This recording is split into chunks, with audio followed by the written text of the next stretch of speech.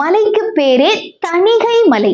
நம்மளுடைய கஷ்டங்கள், துன்பங்கள், துயரங்கள், நம்மளுடைய மனக்கவலைகள், தீராத நோய்கள், இந்த மாதிரி எந்த மனசுக்கு நெருடலான விஷயங்கள் இல்ல உடலுக்கு நெருடலான விஷயங்களோட நம்ம போய் அவரை வணங்கினாலும் அனைத்தையும் தணிக்கக்கூடிய தன்மையாக முருகப்பெருமான் அங்கு காட்சியளிக்கிறார்.